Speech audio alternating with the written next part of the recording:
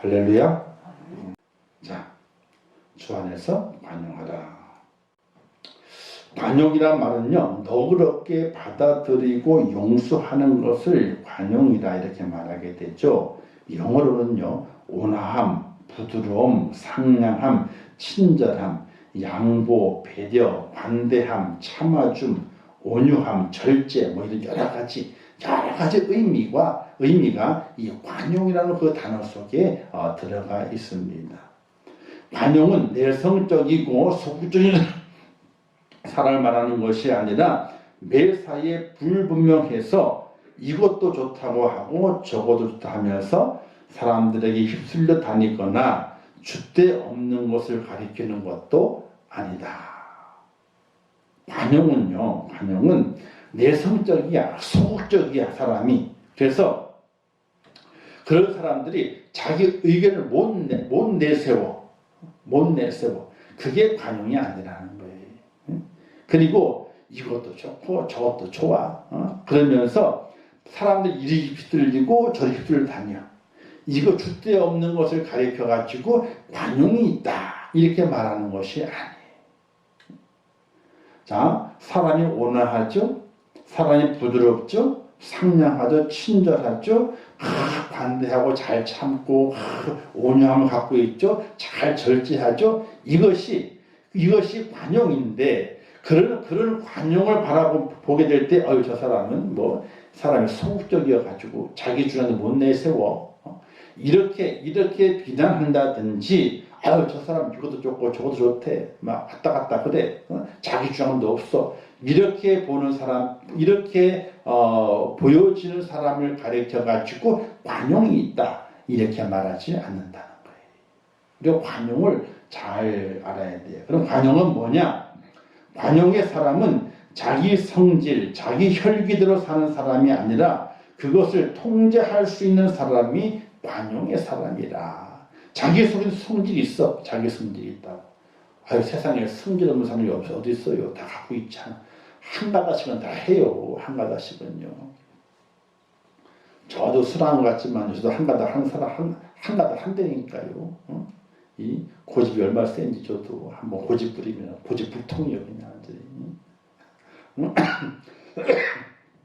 그리고 혈기도 있어요. 왜 혈기가 없겠어 사람마다 그냥 이런 혈기가 있죠. 그런데 그 자기의 성질과 자기의 혈기를 통제하는 사람, 그걸 절제하는 거예요. 그걸 잡아 있는 거 다 부리는 것이 아니라 그걸 절제하는 거예요.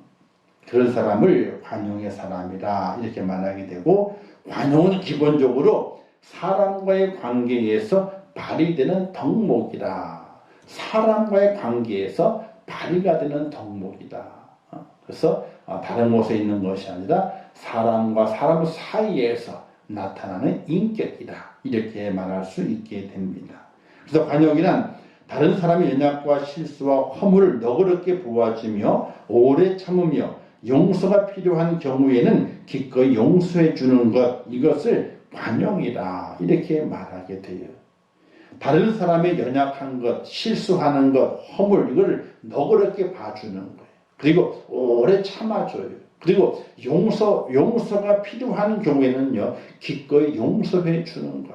그것을 가리켜서 관용이다. 이렇게 말하게 돼요. 오늘 우리 그리스도인들에게는 이런 관용이 필요하다는 거예요. 근데 주님 안에서, 주 안에서 관용하라. 이렇게 말했는데, 그냥 관용을 베푸는 것이 아니라 주님의 사랑 속에서, 주님의 은혜 가운데서 관용을 베풀어 가게 되는 거예요. 이게 무슨 말이냐? 우리가 이런 경우 있게 되죠. 누구의 뭔가 잘못을 용서해 줬어, 이렇게. 그러면 그 참조기는, 그 다음에 내가 잘못을 했어. 그러면 저 사람이 날 용서해 줘야 되거든. 근데 용서를 안 해줘. 그러면요, 지난번에 내가 용서해 줬으니까 당신 지금 용서해 줘야지. 이렇게 막 또 일어난다. 주 안에서 사랑하라, 주님 안에서 관용하라 하는 뜻은 뭐냐면요, 주님께서는 무조건적으로 준 것으로 끝나. 더 뭘 바라는 것이 아니야. 내가 사랑을 줬으니까 나중에 내가 사랑받겠지. 이것이 아니에요. 무조건 주는 것으로 끝이 나는 거예요. 그러니까 주 안에서 사랑하라, 주 안에서 관용하라는 것은 뭔가 내가 나중에 대가를 기대하면서 사랑을 주고 기대하면서 관용을 베푸는 것이 아니라 무조건적으로 주는 것. 그것을 주 안에서 이렇게 표현하고 있는 것이 주님께서 하신 것대로 사랑하고 주님께서 하신 것대로 관용을 베풀어라. 이렇게 말씀하는 것이거든요.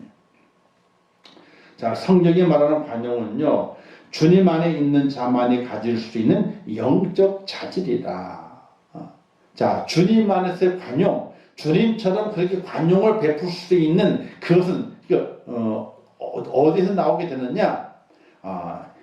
사람이 가지고 있는 인격 안에서는 잘 나올 수가 없어요. 영적인 자질이다.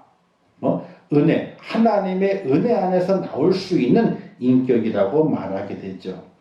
신앙적으로 성숙한 사람은 온유하고 부드럽고 관대하고 친절한 사람이어야 되는 것이. 그래서 변은 이럴수록 고개를 숙인다 하는 이유가, 고개를 숙인다는 것이 뭐예요? 겸손한 것을 말하게 되는 거거든요. 그래서 우리의 신앙의 연조가 길어갈수록, 우리의 신앙의 연수가 많아지고 하나님의 말씀을 많이 배우고 또 깨닫고 은혜를 많이 받은 사람일수록 어떤 마음이 되어야 되느냐? 온유하고 부드럽고 관대하고 친절한 모습의 삶을 살아가는 관용의 사람이 되어야 된다 하는 것이.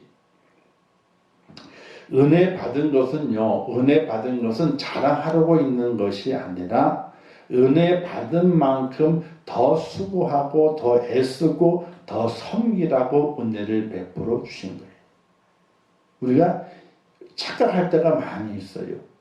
사도 바울이 복음을 전하게 될 때에 많은 다른 초대교회 많은 성도들이 다른 12 사도들을 비교하면서 사도 바울이 무슨 사도냐? 예수님과 함께 3년 동안 공생애를 동고동락했던 그 사도들이 진짜 사도지, 이렇게 사도 바울의 사도성에 대해서 거부하는 교회가 많았어요. 왜? 사도 바울은 주님께 부활하시고 승천하신 다음에 그러고 나서 사도로 불림받은 거거든요. 그러니까 12 제자와 같은 모습은 아니었어요. 그렇기 때문에 사도로 거부를 당했단 말이에요. 근데 거부를 당하게 되는데 많은 성도들이 뭐라고 얘기했냐면요, 우리가 알고 있는 12명의 제자들, 가론제자 빼지만은 그 제자들은 주님과 함께 3년 동안 동고동락하면서 얼마나 많은 은혜를 받고 직접 말씀을 배우고 그 체험의 현장에 얼마나 많이 있었으며 영적인 능력을 얼마나 많이 보았겠느냐, 이러면서 주님과 함께 다녔던 것을 자랑 삼아서 이렇게 자랑할 것이 많은 제자들이 진짜 제자지, 사도지. 주님이 부활 승천하신 다음에 자기가 은혜 받고 불림 받았다 그래가지고 내가 사도요 한 사도 바울은 사도가 아니다, 이렇게 이야기를 하게 됐어요. 초대교회 성도들이. 이때 사도 바울이 뭐라고 얘기를 하게 됩니까? 나도 이제 자랑 좀 해야 되겠다. 주님을 위해서 내가 어떻게 수고했었는지 자랑 좀 해야 되겠다라고 하면서 매 맞은 이야기, 감옥에 간 이야기, 물에 빠진 이야기, 배가 파선한 이야기, 몽둥이에 맞은 이야기 쭉 열거해요. 열거하면서 마지막에 내가 정말 자랑할 것이 이렇게 많이 있는데, 근데 뭐라고 하냐면 나는 이런 것들을 자랑하지 않는다. 오직 뭐만 자랑하게 돼요? 오직 주님만 자랑한다. 주님만 자랑한다. 이렇게 고백을 하게 돼요. 오늘 우리가 은혜를 많이 받았습니다. 하나님의 복을 많이 받았습니다. 그러면 받은 복, 나 복 많이 받았어 라고 어깨 피고 목소리 키워가면서 자기를 자랑하는 것이 아니라 은혜 받은 것을 하나님께서는 어떻게 사용하느냐, 이걸 보신다는 거예요. 은혜 받은 것 어떻게 사용하느냐. 어떤 성도가 은혜 받아가지고요, 성령, 그러니까 이 방언의 은사를 받았어요. 펄펄 뛰어 부흥의 때에 그냥 부인이 끝났어. 그리고 자기가 방언 받았잖아요. 옆에 사람 보고 난 방언 받은 사람 집사님 방언 받았어? 나 못 받았는데 가짜 집사구만. 대번에 가짜 집사구만. 가짜 집사니까 방언을 못 받았지. 그러면 은혜는 제대로 받은 거예요? 잘못 받은 거예요? 잘못 받은 거지. 뭐라고 얘기해야 돼요? 응? 나는 방언을 받았는데, 집사님 방언 받을 수 있어. 왜? 내가 더 많이 기도해 줄게. 같이 기도하고 다 열심히 내보자고. 못 받은 일이 어떻게 돼요? 더 받을 수 있도록 인도하고 감싸주고 해야 되는데 대번 얘기하는 가짜 집사구만. 그럼 어떻게 돼? 그럼 은혜를 잘못 받은 거예요. 은혜를 가슴으로 받아야 되는데 뭘로 받은 거예요? 그냥 귀로만 받은 거예요. 귀로만 받은 거예요. 이게. 자, 그래서 신앙이 성숙한 사람은, 은혜를 입은 사람은 그 삶이 온유하고 부드럽고 관대하고 친절, 이게 관용이에요. 그래서 신앙의 연수가 올라갈수록 어떻게 우리의 모습이 거칠거칠했던 우리의 모습이 둥글둥글하게 다듬어져 있는 모습으로 변화돼 가야 되는 거예요. 거칠거칠하게 되면 통과가 안 돼요. 부드러우면요 통과가 될 수 있는 거예요. 자, 성경의 관용은 이렇게 말하고 있습니다. 나를 보고 주님을 닮아가라. 자, 나를 봐야 돼요. 내가 어떤 사람인가를 보고 그리고 주님을 닮아가야 돼요. 이게 관용의 시작이에요. 나를 봐라. 내가 어떤 사람인가를 보라. 그리고 주님을 닮아가라. 이게 관용의 시작이에요. 마태복음 7장 3절 말씀에서 어찌하여 형제의 눈 속에 티는 보고 내 눈 속에는 들보는 깨닫지 못하느냐. 형제의 눈 속에 티를 보고 거짓말하는 자, 속이는 자, 온갖 욕을 다 해요. 근데 자기에게는 들보는 깨닫지 못하는 거예요. 나를 보지 못하는 거예요. 나를 보는 게 관용의 시작이에요. 그리고 마태복음 11장 말씀에서 나는 마음이 온유하고 겸손하니 나의 멍에를 메고 내게 배우라. 그러면 너희 마음이 쉼을 얻으리니.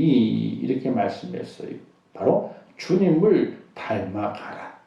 나를 발견하고 주님을 닮아가게 될 때에 관용의 시작이라고 하는 것이에요. 그래서 우리 성도들이 살아가면서 믿음의 연수가 올라가면서 관용의 마음이, 부드러운 마음이, 그리고 오래 참는 마음이, 용서의 마음이 우리 속에 있어져야 되는 거예요.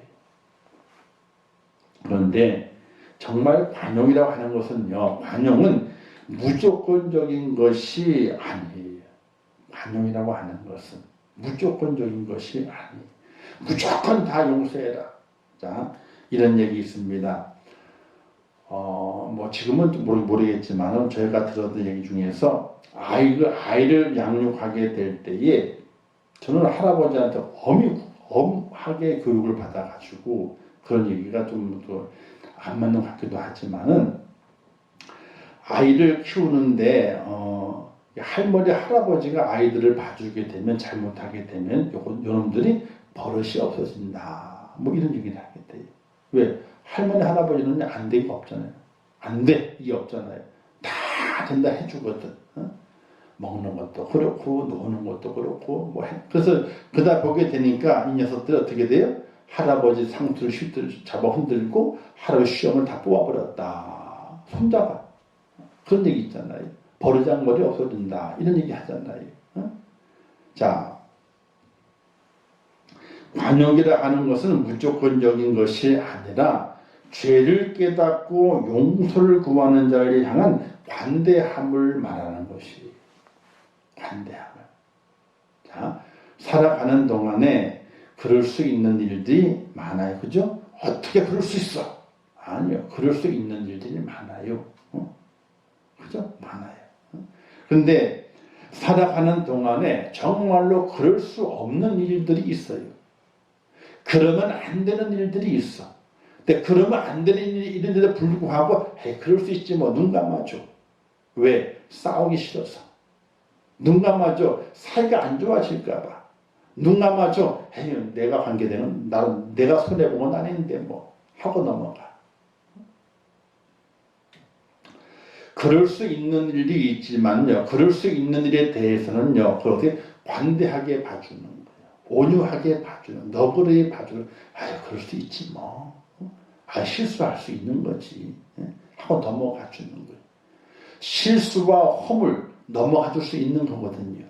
근데 그럴 수 없는 일은 죄에 관계되는 일이에요. 죄에 관계되는 일은 그럴 수가 없는 거야. 그럴 수 없는데 그걸 어떻게 너그러이 봐준다? 너그러이 봐주는 것이 아니라 어떻게 돼? 아니, 너그러이 봐주는 것이 아니라 뭐예요? 관여하지 않으려고 무관심을 가지는 거지. 무관심한 거지. 마태복음 18장에는 용서에 대한 말씀하시게 돼요. 베드로 예수님께 자신에게 죄를 지은 자를 몇 번이나 용서해야 됩니까? 라고 물어봤을 때 예수님께서는요. 70번씩 7번이라도 용서해 주어라 이렇게 말하게 돼요. 이걸 빗대어서 많은 사람들이, 세상 사람들이 야 성경에는 용서를 70번씩 7번에 해주려며 다 용서해 이렇게 말하는 수가 있어요. 근데 여기에 말하는 용서는요 무조건적인 용서가 아니에요. 잘못을 인정하고 이거 이런 것은 잘못됐네. 내가 잘못했습니다. 하고 잘못을 이야기하고 용서를 구하게 될 때는 그걸 70번씩 7번이라도 용서해 주라고 하는 이야기. 깨닫지 못했는데 잘못을 인정하지 않는데 싸우기 싫으니까 알았어. 그건 관용이 아니라 뭐예요? 그거는 그 사람을 버리는 거예요. 버리는 거. 관용이라고 하는 것은 죄를 깨닫고 용서해 주는 자를 향한 반대할 말하는 것이에요. 용서를 구해요. 그러면 용서해 줘요. 정말 용서를 구하게 되면은 용서를 해주라 이거예요. 용서를 해주라. 몇 번이라도. 자, 이 땅에 살아가게 될 때에 그럴 수 있는 일들이 참 많이 있어요. 살다 보게 되면은 그럴 수 있는 일이 얼마나 많이 있어요. 많이 있지. 그러나 그럴 수 없는 일도 참 많아요. 그렇게 해서는 안 되는 일이 참 많아요. 그럴 수 있는 일은 그럼 그럴 수 있지. 살다 보게 되면 그럴 수 있어. 그건 다 덮어주는 거예요. 너그러이 덮어줘요. 그러나 그럴 수 없는 일에 대해서도 너그러이 덮어준다. 너그러이 덮어주는 것은 그건 관용이 아니에요. 그거는요. 어떻게 보게 되면 직무유기가 될 수도 있는 것이고 어떻게 보게 되면요. 그것이 죄를 가리워주는 거예요. 더 큰 죄를 짓도록 가리워주는 것밖에 될 수가 없어요. 아니면 공범자가 되든지. 성경에 말씀하는 관용이라고 하는 것은 용서해 주라고 하는 것은 죄를 깨닫고 용서를 구했을 때에 그것을 용서해 주라. 이게 관용이라고 하는 것이. 우리가 살아가는 동안에 그럴 수 있는 일 참 많이 있어요. 참 많이 있어요. 시간을 좀 어길 수도 있고 약속 시간을 그럴 수 있죠. 늘 핑계를 대. 많은 핑계가 뭐예요? 차가 막혔대. 길이 막혔대. 그 핑계를 대. 그럴 수 있지 차가. 막힐 수 있어요. 저도 운전해 다니는 데는 딱 맞춰 갔는데 좀 일찍 출발했으면 집에서 우리 이제 포천 쪽에 어머니 상수가 있는데 거기 약속하게 될 때에 넉넉히 시간 재고 갔어요. 1시간 반 정도를. 보통은 1시간 10분 걸리거든요. 근데 1시간 반 정도 재고 갔는데 웬걸 그날따라 차가 저기 잠실 가는 쪽이 송파 가는 쪽 가다 보면 꽉 막힌 데가 있거든요. 지난번에 갔다 가는데 꽉 막혀서 차가 안 움직여요. 슬슬 가는 거야. 그래서 출발할 때 연락했으니 그 시간이 있고 그다음에 차가 막힌 거 사진 찍어요. 찍은 다음에 카톡으로 보내. 이렇게 차가 많이 막힌다. 이 시간에. 보내. 근데 좀 있으니까 뚫렸어. 보니까 사고가 나가지고 사고 처리가 다 끝난 상태야 이제. 조금 밀린 거지. 빵 끊으니까 금방 약속 시간까지 맞춰가지고 비슷하게 도착하게 됐거든요. 그러니까 조금 더 시간을 더 넉넉히 잡았더라면은 덜 늦었을 것인데 하다 보니까 넉넉히 잡았음에도 불구하고 사고가 났기 때문에 좀 늦게 됐거든요. 그건 있어요. 뭐 그럴 수 있는 거야 그거는. 한 번, 두 번 늦었다고 뭐라 그래요? 맨날 늦는다고. 그럼 싸움 나요. 아유, 그럴 수 있어. 차 막힐 수도 있고, 사고 났나 보지, 뭐. 사고 안 나고 잘한 게 다행이에요. 넘어갈 수 있는 일이 있다니까요. 그 외에도 많아요. 그럴 수 있는 일들이. 근데 우리는 정작 그럴 수 없는 일을 봤을 때는요, 싸움 날 줄 알기 때문에 토를 안 달아. 근데 그럴 수 있는 일에 대해서는요, 이것 갖고 싸움 나겠네 싶어가지고 토를 달아. 그래서 사람을 긁어. 그런 일이 너무나 많이 있어요. 근데 정작 그럴 수 없는 일, 그래서는 안 되는 일을 만났을 때는 뭔가를 얘기해 줄 수 있어야 되는데 그건 하지 않아. 이걸 얘기했다가는 싸움이 날 것 같으니까 어떻게 돼요? 그건 못 본 채 하는 거예요. 못 본 채 하는 것이 관용이 아니라는 거예요. 우리가 살아가는 동안에 그럴 수 있는 일들이 많아요. 아유, 그럴 수 있어. 제가 생각하는 그럴 수 있는 일은요, 생명과 관계되어 있지 않으면 다 그럴 수 있어요. 사람의 생명과. 사람의 생명과 관계되지 않으면 다 그럴 수 있어요. 자, 돈 문제도 있잖아요. 그죠? 사람과 돈의 문제가 있단 말입니다. 그죠? 근데 사람이 속여요? 돈이 속여요? 돈이 속여. 그러니까 빌려줄 때 잘 빌려줘야 되는 거예요. 어떻게? 그걸 빌려줬다가 나중에 내게도 문제가 생길 정도라면은 안 빌려줘야 되는 거지. 이 정도면은 내게 문제가 안 생겨. 도움이 돼. 그럼 그 정도에 빌려줘. 그리고 빌려주면 사람이 속이는 게 아니에요. 돈이 속이는 거지. 그러면 뭐 그러려니요. 그냥 넘어가. 축구 사람 문제 아니라면 넘어가는 거예요. 그러려니 그럴 수 있어. 근데 그럴 수 없는 문제는요, 생명과 관계되는 문제가 그럴 수 없고, 두 번째는 제 개념에서는 생명과 관계돼서 그럴 수 없는 거. 축구 사람 문제면, 그죠? 두 번째는 하나님과 관계된 문제, 교회와 관계된 문제, 그건 그럴 수 없는 거예요. 우리가 살아가는 동안에 관용을 어떻게 사용해야 할 것인지를 분명한 기준을 정하고 살아갈 수 있어야 되는데 제 기준은 그래요. 생명과 관계되어 있지 않으면은 그건 아무것도 아니에요. 그럴 수 있어요. 뭐든지 그럴 수 있어. 죽고 사는 문제 아니라면요. 그냥 그럴 수 있는 거예요. 그게.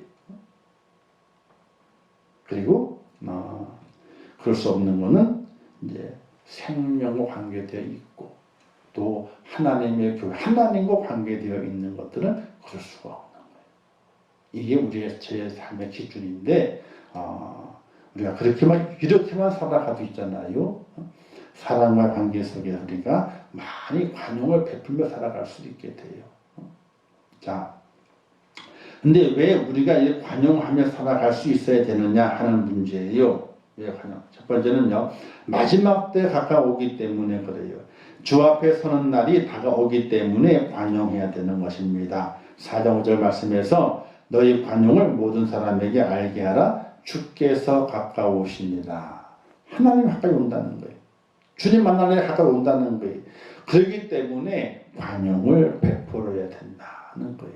관용을. 기대 없이 그냥 던지는 거예요. 그냥 던져요.